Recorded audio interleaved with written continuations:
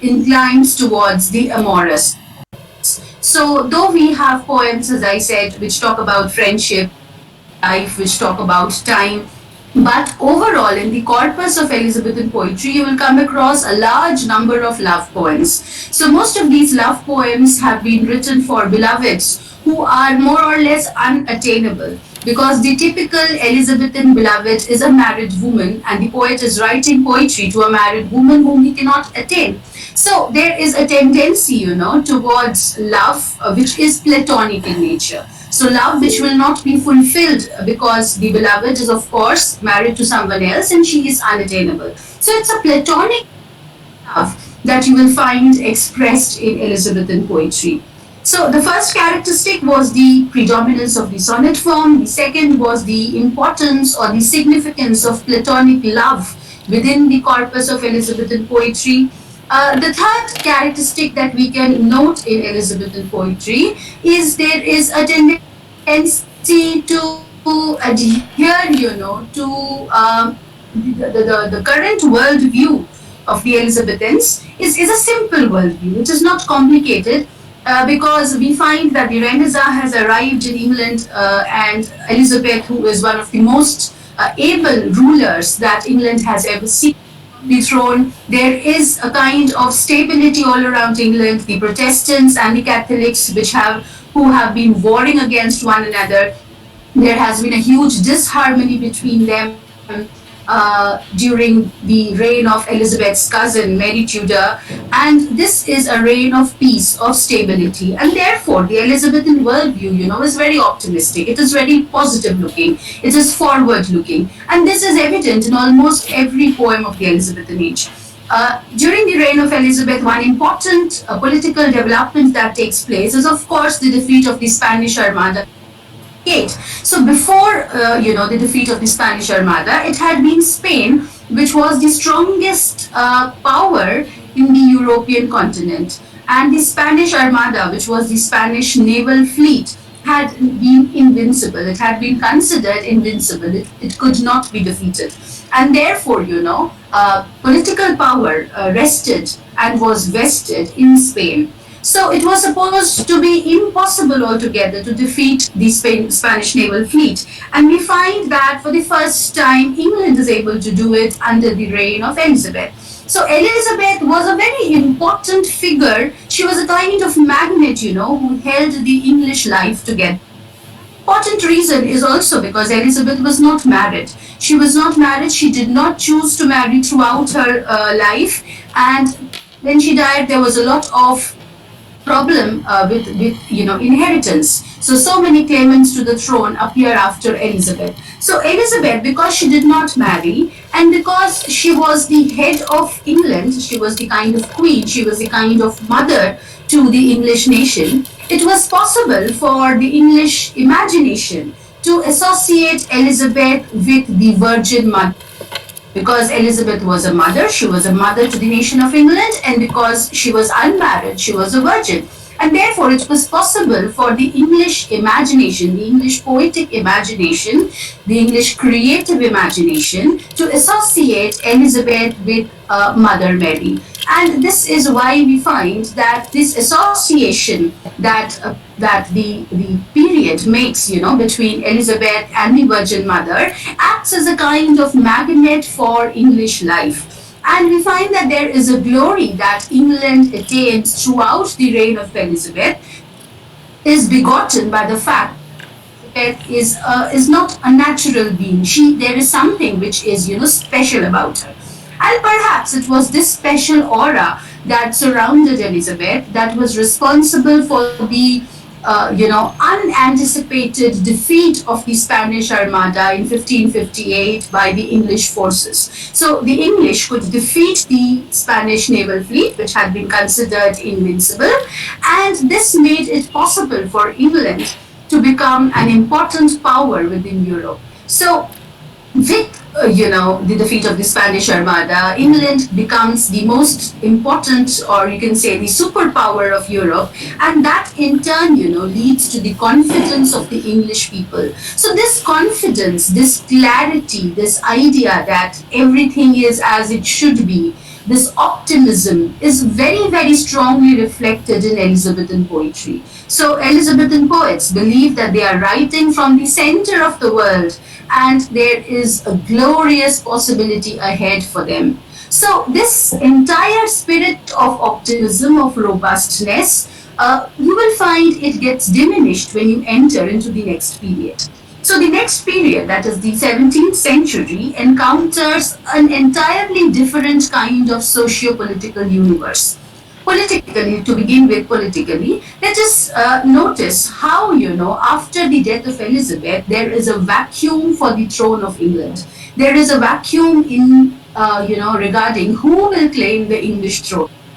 Elizabeth is not married, she does not leave behind a proper heir to the throne. Therefore, there are claimants to the throne from all quarters. Everybody is asserting, that they are kings, they are relatives, and they are entitled to the throne. And there is a lot of politics going on, there is a lot of conspiracy going on.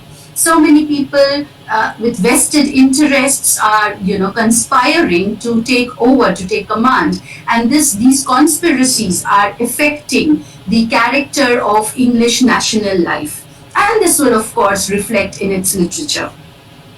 So politically, things are very uncertain. And finally, the throne is the English throne. King James, James I of Scotland, who is already King of Scotland at the time. He is made the King of England. He becomes the King of England also. So he unites the thrones of Scotland and England under himself. And James I is not as able a ruler as Elizabeth was. So while Elizabeth had been, capable of instilling a sense of stability in English national life by trying to maintain peace, to maintain truce between the two important religious groups, the Catholics and the Protestants, you find that James I is not able to do this. From the beginning, he is pandering to the interests of one group and then to the interests of another. Meanwhile, there is a third religious group strongly rising in England, which is the Puritans, The Puritans are a form of religion it's a form of Christianity, Puritanism that develops in England. And there is a similar religious group in Scotland, where James is already king, the Presbyterian group. So Presbyterianism now makes its entry into England also via the Puritan group. And so now there are three religious groups to negotiate with, the Protestants, the Catholics, and the Puritans. And things are not at all easy for James, who is not, as I said, as able a ruler as it was. So already you begin to feel that English national life, is shaking, it is crumbling. So politically, things are not so well as they were in the time of Elizabeth. Let us look at the intellectual side of things. So intellectually, you see that a lot of new ideas are entering into the intellectual of the intellectual world of the English people. So you have, right in the 17th century, one important development that takes place is the establishment of the Royal Society of Science. The Royal Society of Science, which gets established in the 17th century, is the first, institution of its kind, which is trying to inculcate a scientific temper. So scientificity, a scientific temper, rational thinking, intellectual thinking, rather than emotions, which had characterized the literature of the Elizabethans.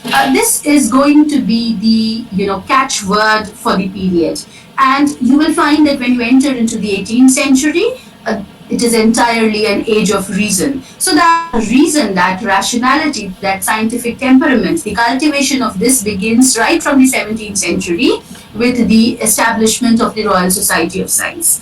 Again, in the wake of the Renaissance in the 16th century, there have been so many explorations, so many discoveries, so many ideas, and all of these, are now beginning to affect the English temperament. So combined with the political instability, with the religious instability, with these new intellectual ideas that have entered into the horizon of the English people, you find that there is a distinct shift in the temper of literature in the 17th century. As far as drama is concerned, there is a big vacuum after Shakespeare has died, and not of Shakespeare's times. There are a lot of conspiracies going on. There are so many vested interests at work. There's a lot of cruelty and selfishness visible, and all these things are reflecting. If you look at the drama of the period, these like John Webster, you will find that there is a lot of these conspiracies and this bloodshed and these, pettiness, the political pettiness, the vainness, which is reflected in their writings. So drama is kind of, it has moved from Shakespeare's, already towards the end of, Shakespeare's career. He had plays like The Winter's Tale and The Tempest, and you find that the mood gets deepened. The mood of security and stability is getting deepened when it comes to, the Jacobean dramatists. So this was for drama. When you look at poetry, you find that there is a new kind of poetry which is being written during the times, and which we will later come to know or understand as the metaphysical school of poetry. Now you have to remember that the term metaphysical was not coined until the 18th century. It was in the 18th century that Dr. Samuel Johnson coined the term metaphysical. So when we look at the 17th century, there is no definite school as such. There are a group of poets, but they are not writing collectively. It is not a kind of poetry movement. It is not a kind of exchange or formal exchange of ideas. So they are people, they are poets who are writing apart from one another, and there is not much exchange of ideas or opinions about them. However, because they are all writing in the same period and they are all affected by the happenings of the age, therefore there is something common, something distinct, something unique about their writings, which makes it possible for us to club them in. And often this clubbing is done for the sake of convenience, because when you look at it, the people whom we term or whom we group together, excuse me, sorry for that. So the people whom we group together as metaphysical poets are people who share commonalities certainly, but then there are also widespread differences in their style and approach towards writing. However, for sake of convenience and also because of the commonalities that characterize their writing, we refer to them conveniently as a group or as a school of poetry, which has been given the name of metaphysical poetry by Sir Samuel Johnson in the 18th century. So who are these metaphysical poets and what are they writing, or how is their writing different from the writing of the Elizabethans? This is our focus point today. So we realize that these metaphysical poets are different from the Elizabethan poets in the sense that most of the Elizabethan poets were simply courtiers, they were courtiers and they would spend all their time in the court, and they are also writing. So love sonnets come very easily to them. They are steeped in the tradition of romantic love, and it is very easy for them to write that way. However, when you look at these metaphysical poets, you find that they are not simply poets. All of them belong to some particular profession or the other. Some of them are geographers, some of them are lawyers, some of them are, something else. And therefore, they are professionals in some particular field. And when they come to poetry writing, they naturally bring images, ideas, and connections from their own professional field into poetry, which is something that has not happened before. So when you look at the poems, for example, of John Donne, you will find that he is talking about geography, he's talking about law, he is talking about, commerce. So many varied images are entering his poetry, which could not be conceived of by the poets who had written just a few years earlier. So this poetry is different from Elizabethan poetry in its spirit of questioning, in its spirit of search. The metaphysical poets are not secure with the kind of knowledge that exists. They have questions and they are continuously trying to answer these questions by making comparisons, by seeking some kind of reflection of what they understand through images that they take up in the everyday world. So, the spirit of questioning that you see in metaphysical poetry, the spirit of unrest in metaphysical poetry, unrest, that is, they are not happy with conventional meanings, they are looking for something more. What they see is not enough for them. They want to challenge the limits of language. They are not happy with the kind of metaphors, the images that poets before them have used. And in many ways, I feel that the metaphysicals were doing the same service to poetry that Wordsworth and Coleridge were doing in the 19th century.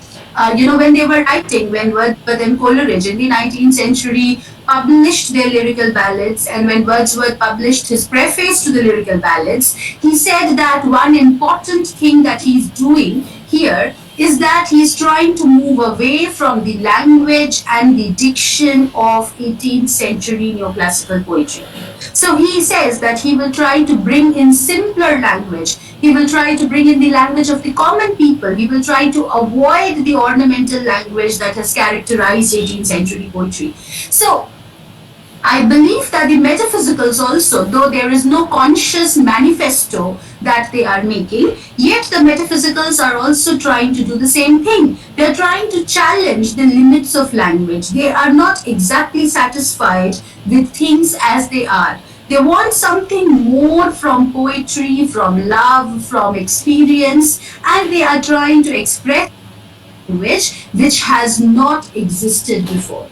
So they create, a new kind of language by summoning jargon, phrases, ideas that they borrow from almost all disciplines that exist during the period. They are borrowing metaphors and images from mathematics, from geography, from history, from biology, from commerce, from law, and so on. They do not leave a single field of knowledge untouched. Every field of knowledge becomes a kind of mine for them from which they are consistently drawing, metaphors and images. So, metaphysical poetry is different in spirit from Elizabethan poetry. It is not secure. It is not secure of meanings. It is trying to question persistently and create new meanings. Number one. Number two, this is an intellectual kind of poetry. Obviously, if it is not satisfied with existing meanings, if it is trying to create new meanings, if its vocabulary is drawn from all these fields of knowledge that I have mentioned, then naturally this is a poetry which is very intellectual. I said that the 17th century was characterized greatly by the establishment of the Royal Society of Science. So the cultivation of a scientific temper becomes an important agenda of the age, and the metaphysicals are writing in fulfillment and in consonance with this agenda. They are also trying to make poetry and the language of poetry more intellectual. So metaphysical poetry is a feast of ideas. Yesterday we were doing a couple of sonnets by Spenser, and you will notice that it is not poor. I will not say that Spenser's sonnets are poor in ideas, but Spenser's sonnets are richer in images than they are in ideas. So the idea is not much. It is one single idea that is, flowing through the entire sonnet. However, this will not be the case with metaphysical poetry. You will find that they have many ideas to offer you, and from one stanza to another, you will be kind of traveling on a Ferris wheel. You are continuously at different levels, and where you are excited by the rapid flux of ideas that the poet is bringing to you. Right. So, the first characteristic of metaphysical poetry is its questioning spirit. The second characteristic is that it is intellectual. The third characteristic of metaphysical poetry is certainly that you will find that metaphysical poetry is flourishing, in both forms. There is a section of amorous poetry. There is also a section of religious poetry. So under the brand or under the banner of metaphysical poetry, you will find that both religious poetry and love poetry are flourishing equally. Donne's love poems are as powerful as his religious poems, and his religious poems are as well known as his love poems. So, they are going hand in hand. The depth of thought that accompanies metaphysical poetry, that depth of thought is used to characterize, it is used to carry forward both the important poetic traditions, the tradition of love poetry as well as the tradition of religious poetry. So this you will not find in the Elizabethan period. In the Elizabethan period, poetry is basically love poetry. You will not find a lot of religious poetry there. However, the metaphysicals, not only John Donne, George Herbert, and there are a host of other poets who are writing, religious poetry with the same kind of spirit and the same kind of analytic spirit. It's not just, a spirit of piety. There is a spirit, it's an analytic spirit. So analysis is an important part of their poetic process. Even if they're talking about God, they do not take God and scriptures for granted. There also you will find this tendency towards analysis. There also you will find this spirit of questioning what is God, what's God's purpose in the world, and so on and so forth. So you realize that, these are ways in which the metaphysicals differ from the poets who have written just before them, that is the Elizabethan poets. There are a host of metaphysical poets, of whom the most well-known poet is certainly John Donne. So Sir John Donne has written a number of poems, immense number of poems, both religious and love poetry, and you will find that there is something which is very, very modern about Donne's poetry. So though Donne is located, in the 17th century, we are in the 21st century, so Donne is almost 400 years ago. Donne wrote more than 400 years ago, and yet you will find that his poetry is remarkably contemporary. So we begin, with John Donne's The Good Morrow, which is one of the poems in your syllabus, and I have shared it on my screen. And let us attempt a reading of John Donne's Good Morrow. Is it visible? Can you see this shared screen, everybody? Yes, ma'am. Okay. Yes, ma'am. Yes, Yes. ma'am. Right. So The Good Morrow by John Donne. I wonder, by my troth, what thou and I did till we loved. Were we not weaned till then, but sucked on country pleasures childishly? Or snorted we in the seven sleepers' den? It was so, but this all pleasures fancies be. If ever any beauty I did see, which I desired and got, it was but a dream of thee. And now, good morrow to our waking souls, which watch not one another out of fear. For love all love of other sides controls, and makes one little room and everywhere. Let's see discoverers to new worlds have gone. Let maps to other worlds on worlds have shown. Let us possess one world, each hath one and is one. My face in thine eye, thine in mine appears, and true plain hearts do in the faces rest. Where can we find two better hemispheres? Without sharp north, without declining west? Whatever dies was not mixed equally. If our two loves be one, or thou and I love so alike that none do slacken, none can die. This is one of Donne's masterpieces, an immensely beautiful poem that talks about love. And look at the dimensions that Donne is capable of conjuring. And you will realize, as I said, that this reads a very, very contemporary poem. You do not realize that you are separated from the poet by 400 years. So let us try to read what Donne here writes. I wonder by my troth, what thou and I did till we loved. So troth is truth. So The poet says that I wonder, by my truth, I wonder what did both of us, you and I, what were we doing till we fell in love? So, love is a kind of birth. For the poet, love is a kind of birth. So, it is as if, consciousness dawned upon them when they loved each other. So, if birth means, or if falling in love has led to birth, then the poet is wondering what did they do before they fell in love? How was the kind of life? Because they do not remember anything about the life that he led before he fell in love. So he is very surprised and he is wondering. So he says, I wonder what you and I were doing till we fell in love. Were we not weaned till then? So weaning refers to the process of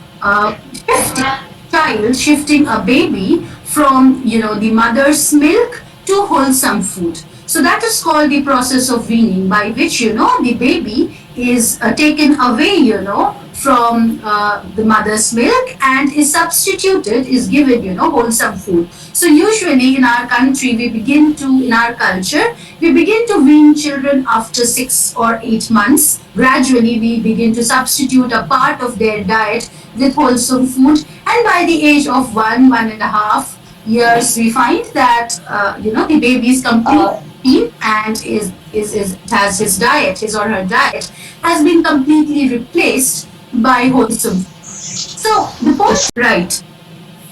So, yes. So the poet says that I wonder what we were doing, what you and I were doing till the point we fell in love. Were we not weaned till then? So, was that a kind of infancy that we were in? We do not remember, we do not have any memories of a time when we were not in love with each other. So, what about that time when we were not in love? Was it the stage of infancy where we were still suckling onto the pleasures of the world like a child, just as a child who is not weaned, suckles his mother's breast? Were we, suckling on country pleasures childishly? Country pleasures is pleasures of the world. So we were enjoying this world like a child, who is newly born and who does not understand anything. So we were still, not weaned then. We had not realized the meaning of the world. We had not attained maturity. We were still spending a life in infancy. Our imagination, our consciousness was in infancy.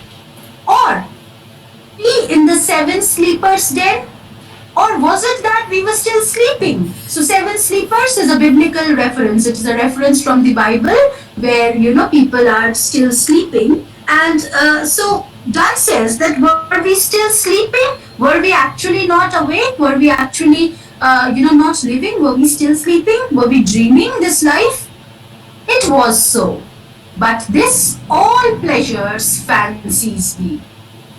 So the answer is I don't know. I don't know. Maybe it was so. Maybe, we were not weaned. Maybe, we were still sleeping. But the point is that all the pleasures that I enjoyed in life before meeting you, before falling in love with you, were simply fancies. They were simply, things that could temporarily bring me joy. They were fanciful things, imaginative things, not real. If ever any beauty I did see, which I desired and got, it was but a dream of thee. So, in my life, if I have ever really enjoyed something, if I have really earned something in life, if there was anything that I desired and that I got in life, it was you. It was the right to love you. It was the right to dream of you. So you are the reason for my consciousness. You are the reason for my maturity. Before loving you, I think, before we loved one another, we were simply children. We were infants. We were suckling upon the joys of the world without knowing how or why.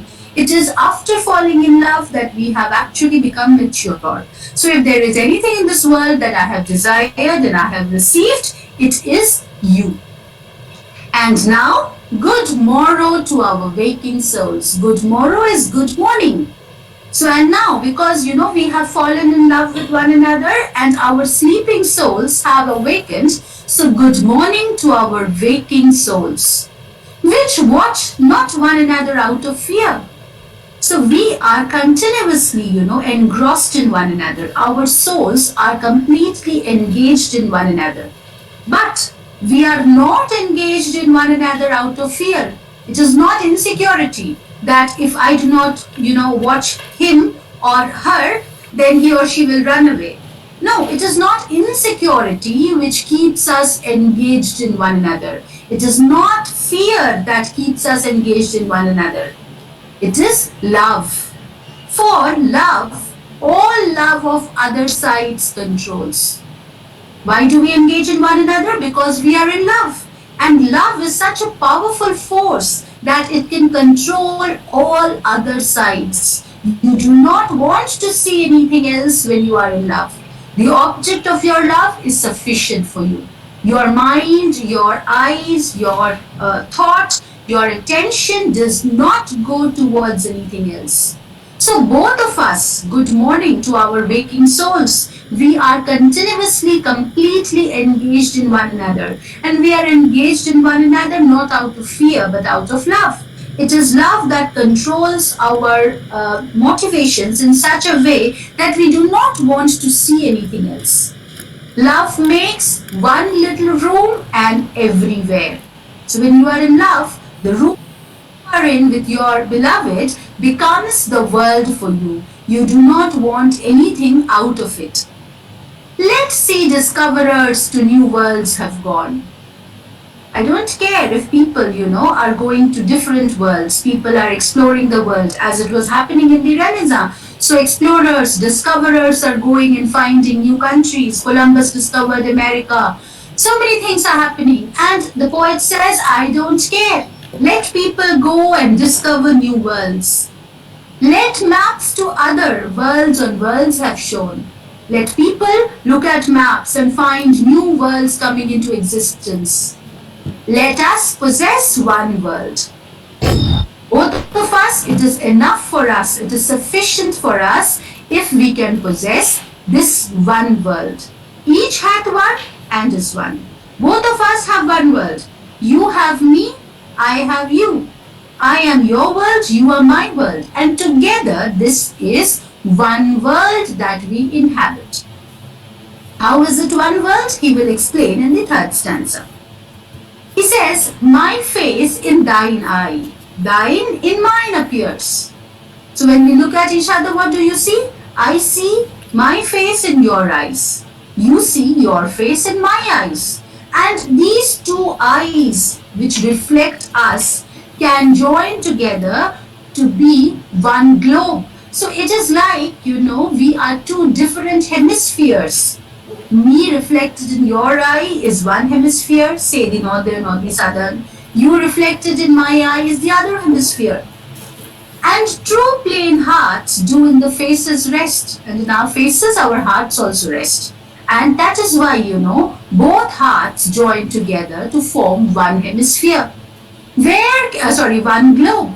Where can we find two better hemispheres?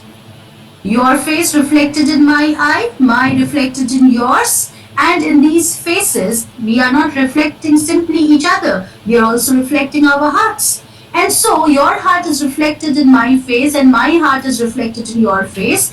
Where can we find two better hemispheres than this? Without sharp north, without declining west. So there is no fear in this globe of the world that we have created together. Here there is no declining west. Here there is no sharpness, no decline. Whatever dies was not mixed equally. If our two loves be one, or thou and I love so alike, that none to slacken, none can die. And look at these three final lines. What does the poet say? He says that in this world, all those things which are not in balance, which are not in proportion, they die. So, the joy of the world or the possibility of immortality in the world is to maintain a balance. When our body goes out of balance, the body dies. When the earth is going out of balance, there are so many problems, so many environmental crises, so many people are dying. So balance is very important. There has to be an equilibrium. There has to be a balance about things. So when things are out of balance, then they die. But in our case, there is a possibility for our love to be immortal.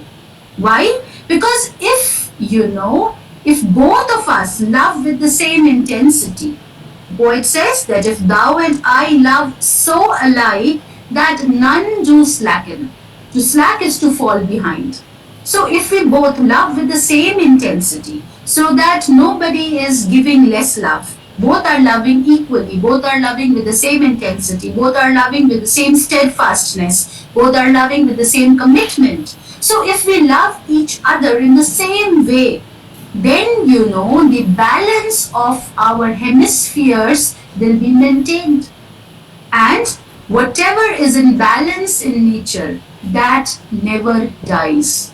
So there is a possibility that the love that we have created in one another, with one another, through one another, this love can never die. We may die, we are mortals, but the hemispheres joining together, making a world of love between us or within us, will never die. So there is a possibility that our love can be immortal. How can it be immortal? If both of us love with the same intensity. If both of us love in such a way that none of us slackens, none of us falls behind, none of us falls short, then there is a possibility that our love will live forever. Right? Now, if you have any questions about this poem, you are free to come out with.